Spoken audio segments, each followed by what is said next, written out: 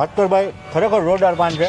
હું રિક્વેસ્ટ કરું છું જેટલા બી લોકો વિડીયો જોયો છે એકવાર જરૂરથી પાન ખાવા આવો. આપણા રાજકોટની અંદર આવું સારું પાન બહુ ઓછી જગ્યાએ મળે છે. ભાઈ આજે એક એવી જગ્યાએ પાન ખાવા આવ્યા છીએ કે અમે આવ્યા હતા તો 8-9 વાગ્યાના, પણ આ ભાઈ સાથે થોડી વાત કરવી હતી અને ટ્રાફિક એટલો હતો કે અમે જો આટલા વાગ્યા સુધી બેઠા છીએ. 12:21 થઈ ગઈ છે. સ્પેશિયલી અમે ઉભા રહ્યા છીએ કે એમનો એન્ડિંગ ટાઈમ આવે ને આપણે નિરાતે વાત કરીને પાન ખાઈ શકીએ. શું નામ છે ભાઈ તમારું? ભાસ્કરભાઈ પટેલ. ભાસ્કરભાઈ પટેલ છે. જ્યારે અમે કાલે સેન્ડવિચ ખાવા આવેલા ત્યારે પાન ખાધું હતું અને ટ્રાફિક ભાસ્કરભાઈ તમારે ત્યાં એટલો હતો કે અમે વિચાર્યું થોડોક ટ્રાફિક ઓછો થાય, કેમ કે ટ્રાફિકમાં તમે પણ સરખું ના સમજાવી શકો. અને પાનની વેરાયટીની વાત કરવામાં આવે તો તમે અહીંયા જોઈ શકો છો અઢળક વેરાયટીના પાન બનાવવામાં આવે છે. અને હું જનરલી સ્વીટ ઓછું ખાઉં છું એટલે આજે મેં રેગ્યુલર પાન ઓર્ડર કર્યું છે.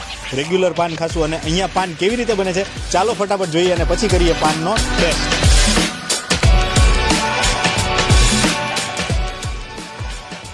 તો તમે જોયું એ રીતે આપણું પાન થઈ ગયું છે રેડી. અને પાન તો ઘણી ટાઈપના મળે છે, આપણે રેગ્યુલર લીધું છે. અને પાનની સાઇઝ જોઈ શકો છો, આવડી મોટી સાઇઝનું પાન આવે છે. આ એક સાથે તો જે છે એ ખવાવાનું નથી, પહેલાં થોડીક બાઇટ લઈએ અને ટેસ્ટ કરીએ કે આ પાન કેવું છે. ભાસ્કરભાઈ ખરેખર જોરદાર પાન છે. હું રિક્વેસ્ટ કરું છું જેટલા બી લોકો વિડીયો જોયો છે એકવાર જરૂરથી પાન ખાવા આવો. આપણા રાજકોટની અંદર આવું સારું પાન બહુ ઓછી જગ્યાએ મળે છે, તો એકવાર જરૂરથી મુલાકાત લેશો. ચોકલેટ પાન માત્ર 30 રૂપિયામાં મળે છે અને પાનની તો અવનવી વેરાયટી છે. તમને જેલી ભાવતી હોય, કોઈ પણ વેરાયટી ભાવતી હોય, દરેક વેરાયટીની અંદર પાન જે છે એ તમને અહીંયા મળી જવાનું છે. તો એકવાર જરૂરથી મુલાકાત લેજો. એડ્રેસ જે છે એ તમે સ્ક્રીન પર દેખાઈ રહ્યું છે.